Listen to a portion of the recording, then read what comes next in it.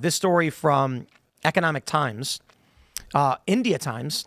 India-Pakistan war, a chilling 2019 study had predicted a nuclear war in 2025 and what could happen. They said the tensions between India and Pakistan have sharply escalated. We get it. This is all happening right now in Jammu and Kashmir's Pahalgam last month. I'm pronouncing it wrong. They say researchers theorized that a major terror attack, initially imagined as an assault on the Indian parliament, would provoke India to mobilize troops along the line of control, prompting Pakistan to respond in kind. As tensions boil over, skirmishes and casualties on both sides would lead to a rapid escalation, which is kind of what we're seeing. Sort of.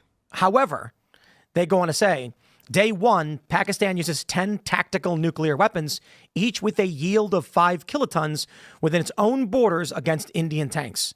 Yeah, not happened. Well, the strategy, if I understand correctly, is Pakistan has threatened if India invades, Pakistan will use nuclear weapons inside its own border, and India has said if you use nuclear weapons on our troops in your own border, we will still consider that a nuclear strike, and we will retaliate with nuclear weapons. Yeah, so India has a first use policy, although in 2019 they were kind of waffling on whether or not they were going to stick to that. Plus, also, like, do you trust government? You won't do it. I don't.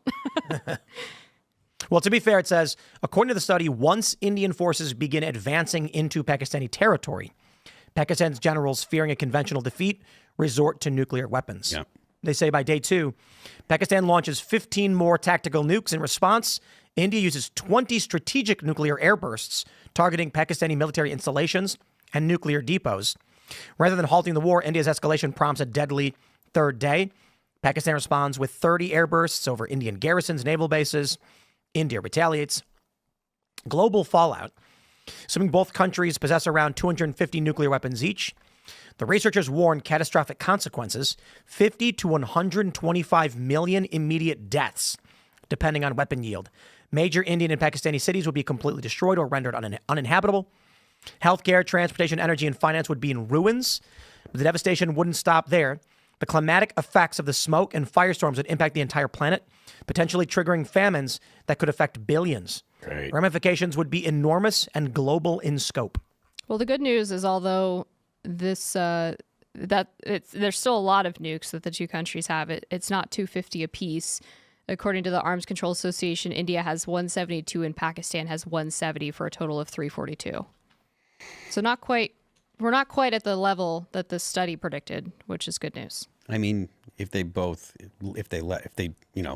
lit off 200 nukes between the two of them, it would still be very bad. No, I am in agreement with that. I'm just saying the study maybe is not as No.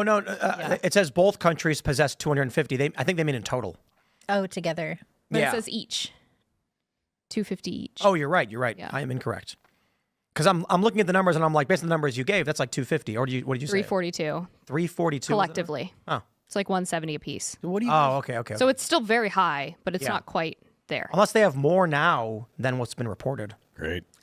This is supposed to be an up-to-date count, but what do I know? I'm not. Do you guys have any sense of what they're like? I know that Pakistan's mostly Muslim. I know that India is mostly Hindu. But do you guys know, like, do you have any sense of like what the Hindus like? Do Hindus value life the way that like Westerners do? Because in Islam, there's a whole lot of like, well, if we're at war, everybody that dies goes to heaven because it's jihad. So you know they tend to have a different outlook on human life than Westerners do. Do you feel this? Do you guys know anything about how Hindus? I don't know much about Hinduism. I know, like, don't they believe in reincarnation? Yeah. Do y'all want to come back as bugs? What do you know, Serge? You got to know something. Yeah, I mean, I lived in Singapore for a while, so a lot of Hindu friends in high school. I know that in Hindus and Pakistanis, or like Indians and Pakis, do not like each other. Yeah. They haven't liked each other for a long time, since like the partition in 47. Tim's looking at videos right here.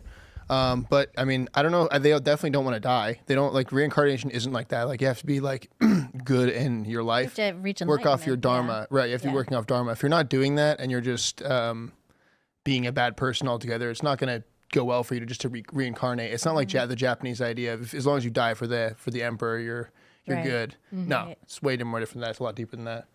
But, it's interesting. So this video, everybody is sharing, saying that it is of the strikes. I've seen this in news articles. However, the proposed community note cites Grok saying it's from Gaza, not India and Pakistan. Well, that's back to this whole thing. You remember, like every time something happens, this is something I always Wait, remember. sorry. No, go ahead. Look at this. It also says no evidence supports claims of recent airstrikes between India and Pakistan. Okay, Grok, you're drunk. Well, there's been this whole thing about AI chatbot hallucinations. You Yeah. guys seen about that? Where it's like the chatbot just keeps getting things wrong, and the more they try to fix it, the more it screws up. Did you see the video where they put The Rock in to ChatGPT 100 times? No. They put what in? They put a picture of The Rock into ChatGPT and said, remake this image with no changes. Yeah, and it turned into like a minstrel show. Yeah. I saw that. I actually saw that, but with a different, with like And then a lady, Picasso. with like a different lady, like some lady. They did that too, and it just changed. It changed from like a thin white lady with curly hair to like an overweight black woman with an afro. Well, you can't It have was like a white game people. of telephone with. So I'm Close enough. pretty sure this is a video from the airstrikes that we're seeing. I don't know if there's. Thanks for checking out this clip from Timcast IRL. Make sure to watch the show live Monday through Friday at 8 p.m. Subscribe to this channel, and we will see you all there.